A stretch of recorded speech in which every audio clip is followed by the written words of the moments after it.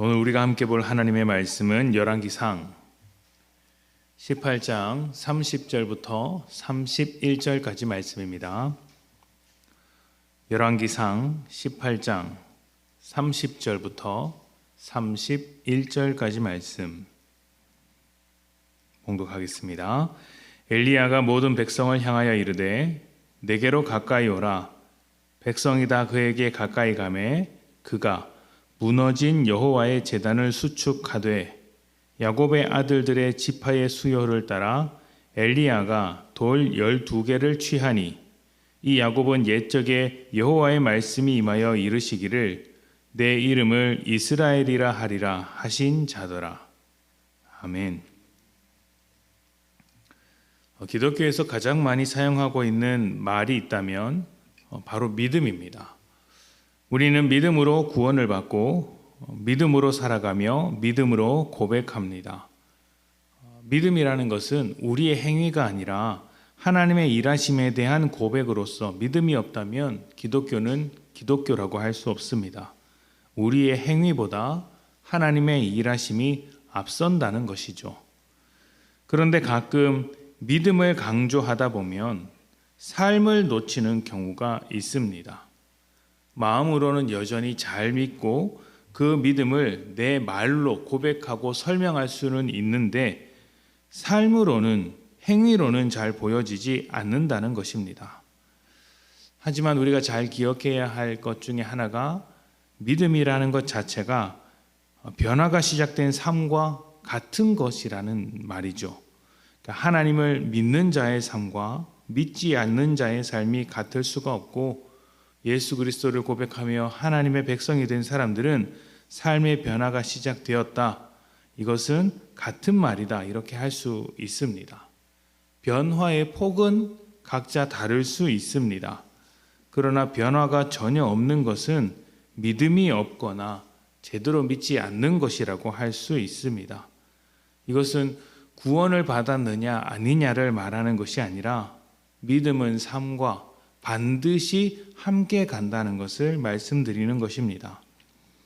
자, 그렇다면 믿음과 삶이 같이 가고 있는지 알 수 있는 방법은 무엇이 있을까요? 내 삶이 과연 믿음과 어울리는 삶인가? 아니면 믿음과 어울리지 않는 삶인가? 여러 가지 방법이 있겠지만 그 중에 하나가 예배를 확인하는 것입니다. 하나님께 시간을 내어 예배로 드리고 있는지, 또 예배를 드리는 마음이 정말 헌신되고 진실된 마음인지를 보면 그 믿음의 진정성을 알 수 있습니다. 물론 삶의 다양한 형편이 있고 짊어지고 있는 짐이 다 달라서 예배 생활을 각자 좀 다르게 할 수는 있습니다. 예를 들어서 주일에 직장 때문에 출근하시는 분들도 있습니다. 공직에 있어서 주일에 출근을 피할 수 없는 분들도 있죠. 이런 분들 중에서는 수요 예배를 주일처럼 지키는 분도 계시고 또 그런 분들을 위해 토요 예배나 월요일 예배를 따로 드리는 교회도 있다고 합니다. 정말 형편이 안 되시는 분들은 온라인으로 예배를 드리기도 하죠. 그럼에도 믿음은 예배 생활에서부터 시작한다는 것을 잊어서는 안 됩니다. 드릴 수 없는 환경이 있더라도 하나님께 예배자로 살아가기 위해 예배의 시간을 마련하는가에서 우리의 믿음을 확인해 볼 수 있다는 것입니다.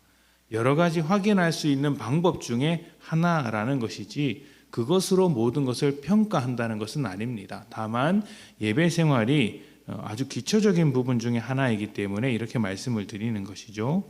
다시 한번 말씀드립니다만 예배를 드리는 모양은 다를 수 있습니다. 그러나 하나님과의 관계를 이어가기 위해서 예배로 나아가는 것은 어떤 모양이든지 필요하다는 말씀을 드리고 싶은 것이죠. 엘리야가 갈멜산에서 바알 선지자와 능력 대결을 벌이고 있습니다. 바알 선지자들은 그들의 규례대로 열심히 몸을 상하게 하기까지 기도했지만 어떤 응답도 없었습니다. 그리고 이제 엘리야의 차례가 되었습니다. 엘리야는 사람들을 모아놓고 하나님의 능력을 보여줄 것입니다. 그런데 여기서 아주 인상 깊은 몇 가지 말이 나옵니다. 엘리야가 사람들을 불러놓고 가장 먼저 한 일이 무엇이었습니까? 무너진 여호와의 제단을 다시 쌓는 것이었습니다. 이 무너진 여호와의 제단이라는 말이 북이스라엘 사람들의 상태가 얼마나 엉망인지 보여주는 한마디입니다. 하나님께 예배하는 제단이 완전히 무너져 있었던 것이죠. 아무도 예배의 제단을 돌아보지 않았고 신경 쓰지 않았으며 그동안 예배를 드리지도 않았다는 것입니다. 바알에게 제사하느라, 사단에게 마음을 빼앗겼느라, 세상 속에서 살아가느라 하나님은 거들떠보지도 않았다는 것입니다. 그런 인생들이 하나님의 뜻을 쫓아 살기가 만무하죠. 하나님의 제단을 무너뜨린 사람들이 하나님의 백성이라는 정체성을 제대로 가지고 있었을까요? 당연히 아닙니다. 예배 생활이 무너진 자들에게 하나님의 백성이라는 정체성을 가지고 있을 리가 없습니다. 그래서 이어지는 31절, 30절에서 이어지는 31절을 보면 이렇게 이야기를 합니다. 야곱의 아들들의 지파의 수요를 따라 엘리야가 돌 12개를 취하니 이 야곱은 옛적에 여호와의 말씀이 임하여 이르시기를 내 이름을 이스라엘이라 하리라 하신 자더라 라고 합니다. 이게 어떤 의미냐면 지금 북이스라엘 사람들은 야곱의 자손들입니다. 그런데 왜 이것을 굳이 다시 설명하겠습니까? 지금 이스라엘이라는 이름이 하나님께로부터 나왔다는 사실조차 기억하는 사람이 아무도 없다는 것입니다. 그래서 옛적에 야곱에게 말씀하신 하나님, 그 야곱을 다시 언급하면서 그들의 정체성이 어디에 있는지 가르쳐주고 있는 것이죠. 이것이 예배를 잃어버린 사람들의 모습입니다. 하나님의 백성으로서의 정체성을 다 잃어버렸기 때문에 무너진 제단이 되었고, 또 무너진 제단이 되었기에 하나님의 백성으로서의 정체성을 회복하지도 못하는 것이죠. 예배는 하나님께 드리는 것이지만 우리를 위한 것이기도 합니다. 하나님께서 기뻐하시는 것이 분명하지만 우리가 하나님 안에서 온전하게 되기 때문에 하나님께서 우리의 예배를 기뻐하시는 것입니다.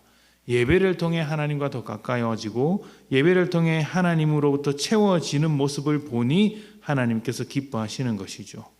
우리를 위해서, 우리가 하나님과 더 깊은 관계로 살아가기 위해서, 때로는 위로받고 때로는 은혜를 받기 위해서 하나님은 우리가 예배자로 살아가기를 바라십니다. 우리가 예수를 믿는다면 하나님의 제단을 무너뜨리지 마십시오. 예배자로 살기 위해서 예배자의 자리를 빼앗기지 마십시오. 상황이 있다면 교회 안에서 공동체로서 예배드리지 못할 수도 있습니다. 물론 함께 예배드리는 것이 제일 좋다고 생각합니다만 그렇지 못할 수도 있죠. 우리는 이러한 부분을 인정해야 합니다. 그러나 그런 상황에서도 하나님 앞에 제단을 쌓고 예배 드리시기를 원합니다.